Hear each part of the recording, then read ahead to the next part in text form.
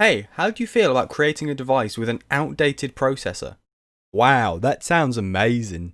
Ooh, and what if we gave it ginormous bezels? Wouldn't that be cool? I love it. Let's do it straight away.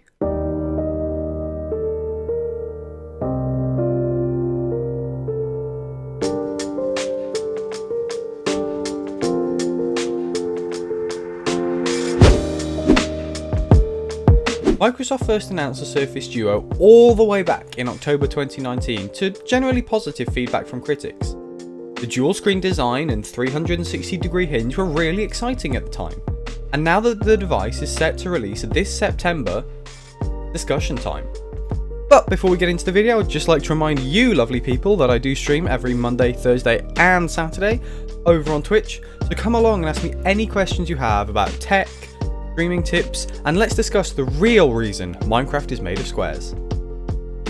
Although the Surface Duo has a SIM slot and the ability to make calls, Microsoft is really against this device being called phone, instead marketing it as a mobile productivity device. Despite this, and for the first time ever, Microsoft have opted to use Android as the brains behind the beauty. Speaking of beauty, the Surface Duo is stunning, but only from the outside. The matte finish is absolutely gorgeous, and I love just how flat the device looks and how I'm sure it's going to feel in the hand. And at only 9.9mm thick when closed, it's pretty thin too. Instead of following in the footsteps of the Galaxy Fold and the Huawei Mate X, Microsoft have opted for two separate 5.6-inch 4:3 ratio displays at 1800 by 1350 pixels. The displays use Microsoft's PixelSense Fusion technology and are naturally AMOLED screens. Because the device has two screens rather than one large screen, Microsoft have been able to use Corning's Gorilla Glass as their display material instead of some of the flexible plastic found on other devices. This will make it much more resistant to wear and tear in the long run, and you won't need to worry about any sort of crease down the middle after repeated use. So you don't get a crease, but you want to know what you do get?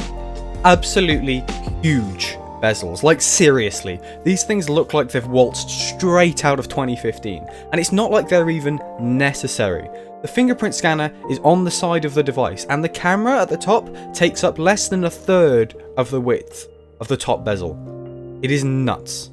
Normally you only see a bezel like this when the space is being left for a 3.5mm headphone jack, but the Surface Duo doesn't even have that. In fact, the device's features in general are pretty lacking. Sure, it has a USB-C port on the bottom of the device and two microphones for noise suppression and echo cancellation, but it only has a single speaker, and that's right at the top of the device, so forget about stereo using an amplified earpiece. There's no microSD slot for expandable storage, so you're stuck with either the 128 or 256GB that the device ships with, which on a medium productivity based device probably won't last that long. And you know what else isn't going to last long? The battery. With only 3,577 approximately milliamp hour capacity, the dual battery in the phone is really going to struggle powering two high resolution screens for a long period of time.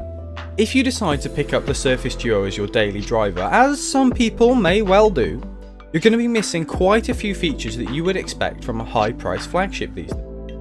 There's no wireless charging, forget about NFC, and what's that? There's no rear-facing camera? That's right, all you get for your whopping $1,400 is a single 11-megapixel sensor that is front-facing. It is supposedly AI optimized for front and rear, which I assume means that when you flip it round to the back, it's going to do something different. But don't expect the sort of quality of pictures that you would expect for a top-of-the-line phone these days. All of this, and we've barely scratched the surface of what this device is running on. Get it? Scratch the surface. You see, the Snapdragon 855 processor inside the Microsoft Surface Duo is fine, but it is a last generation processor. The newer Snapdragon 865 boasts a 25% CPU performance increase over the 855, as well as a 20% GPU boost. And Microsoft is just like, nah. If I'm going to be honest, the most insulting part about this processor choice is that some of Microsoft's marketing for the Surface Duo has been aimed at gamers.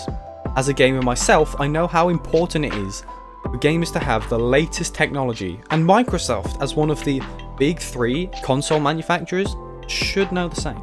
As a result of the tech giant cheaping out on the processor, there won't be any sort of 5G connectivity with the Surface Duo. This is something I expect to see with the Surface Duo 2, or whatever comes next. But then again, I expect to see a lot of improvements with that model. If you were expecting at least a reasonable amount of RAM, don't get too excited. 6GB that ships with the Surface Duo is exactly the same as the $349 Google Pixel 4a that's just been announced, and it is half of the 12GB that you will get in the Samsung Galaxy Note 20 Ultra. It's disappointing, really. Overall, the Surface Duo falls pretty far off the mark, at least on paper. You see, it's possible that the device is going to be truly revolutionary and will be the hottest device of 2020, but I'm finding it very, very difficult to be excited for the launch. The $1,400 price tag doesn't really seem justifiable at the moment, especially when you could get a Note 20 Ultra for the same price, which has a much better everything. Microsoft seems to be hoping that the dual screens will make it all worth it. And maybe they will. I'm curious to see what the critics will say once the device releases. But for the time being, I think I'm personally going to describe the Microsoft Surface Duo as perplexing, and see what happens later down the line. Hey you, yes you, thank you for making it this far in the video. Since you're still here, why not leave a comment down below with your thoughts on the Surface Duo? Or better yet, come and discuss it with me live. You'll find me on Twitch every Monday, Thursday and Saturday, or if you can't wait that long, hop into my Discord using the link in the description below. That's all for now, and I hope to see you in the next video. Ciao!